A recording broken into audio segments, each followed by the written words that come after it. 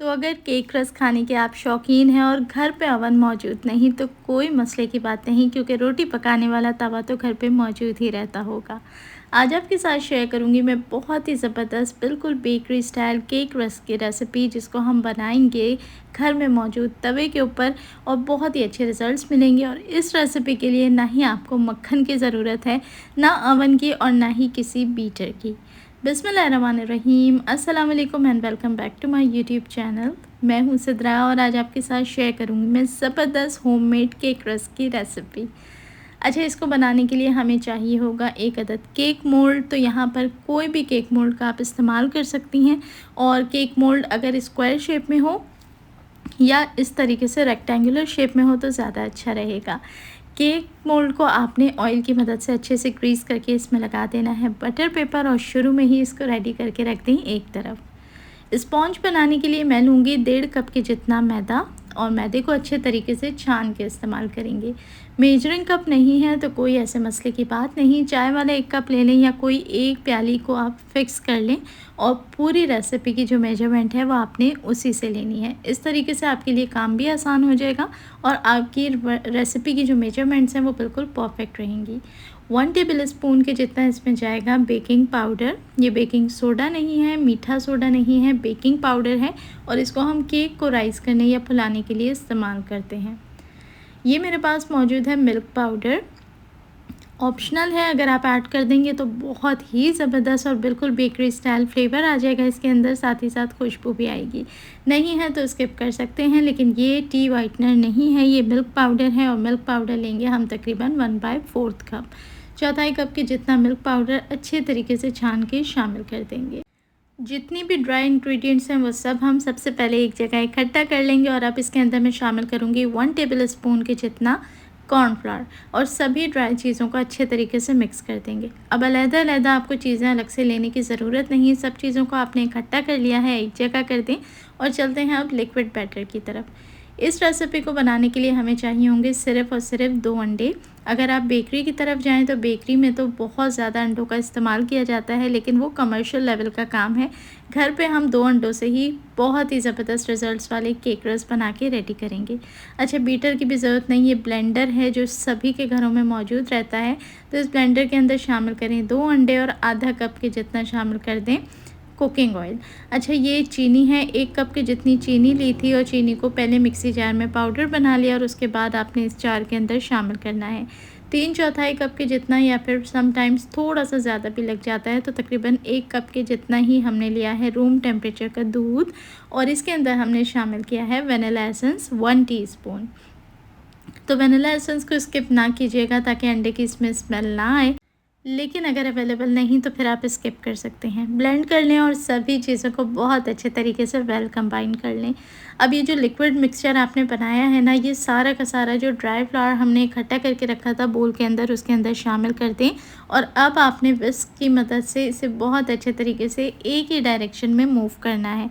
एक ही डायरेक्शन में इसलिए कि अगर आप बार बार इसको उल्टा सीधा सा मिक्स कर लेंगे ना तो इसके अंदर लम्प्स बन जाएंगे, गुठलियाँ बन जाएंगी जो किसी सूरत आगे जाके डिज़ोल्व नहीं होंगी। तो इस बात का ध्यान रखना है। और दूसरी एक चीज़ ये कि स्पीड जो है ना मिक्सिंग की, वो बहुत ज़्यादा फास्ट नहीं होनी चाहिए।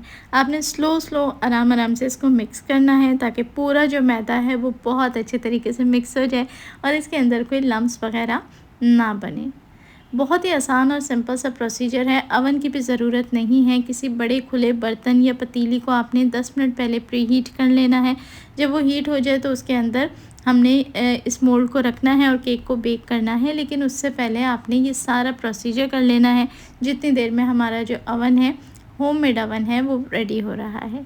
तो चलिए अब कंसिस्टेंसी भी देख लेते हैं। माशाल्लाह केक के बैटर की कंसिस्टेंसी बहुत अच्छी सी सेट हो गई है। अब केक का मोल्ड हमने ऑलरेडी प्रिपेयर करके रखा था, तो सारा का सारा बैटर आप उसके अंदर पोर कर दीजिए और बैटर ऐड करने के बाद आपने इसे अच्छे तरीके से 7 से 8 दफ़ा इस तरीके से टैप करना है। ये बहुत इंपॉर्टेंट स्टेप है, इसको आप मिस मत कीजिएगा। और एक तरीके से इसके अंदर ये जो स्कीवर स्टिक होती है ना, ये भी घुमा लें।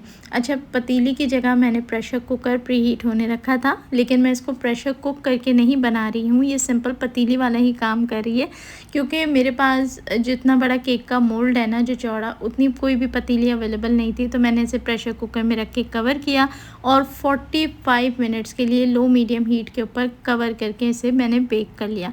कोई विसल नहीं लगाई, कोई सीटी नहीं बजाई, नॉर्मल पतीली को जिस तरीके से इस्तेमाल करते हैं वैसे ही प्रेशर कुकर के अंदर मैंने इस केक को बेक कर लिया।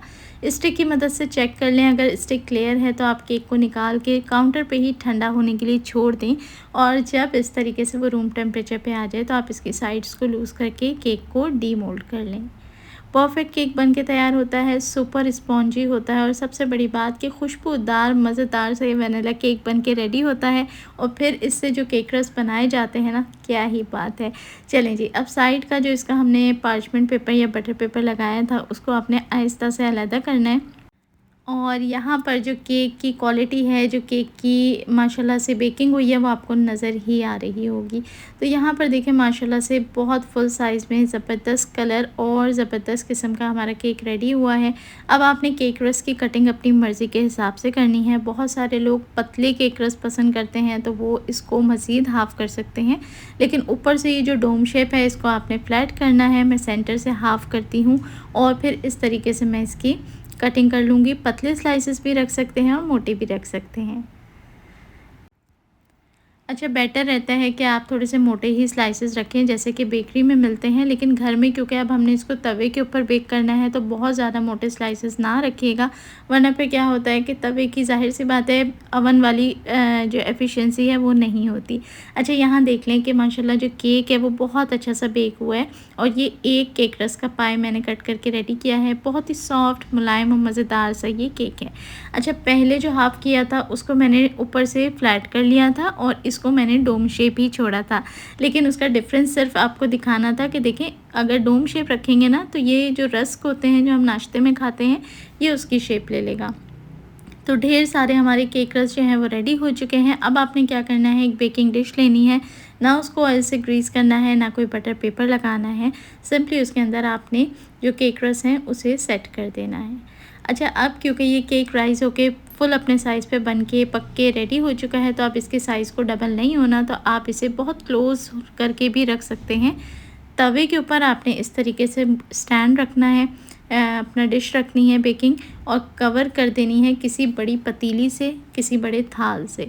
कवर करके 25 मिनट के लिए आपने इसे लो मीडियम हीट के ऊपर पकने और सिकने देना है। अब आप देखें कि माशाल्लाह खूबसूरत सा हल्का सा कलर तो आया है, लेकिन ये अभी भी सॉफ्ट है। तो क्या करेंगे, इस साइड को फ्लिप करेंगे और दोबारा से 15 मिनट के लिए हम लो मीडियम हीट पे इसे तवे पे ही बेक कर लेंगे। तो बेसिकली क्या है कि जब ये बेक होते हैं ना तो शुरू में गरमाइश की वजह से ये थोड़े सॉफ्ट ही रहते हैं। माशाल्लाह से देखें दोनों तरफ से इस पे खूबसूरत कलर आ गया। इस वक्त ये बहुत गर्म थे लेकिन कड़क और मज़ेदार बन के रेडी हुए हैं। तो मैं इसको जाली पे निकाल के रूम टेम्परेचर पे आने तक ठंडा होने दूंगी, उसके बाद ही ये कड़क होंगे और मज़ेदार से रेडी होंगे।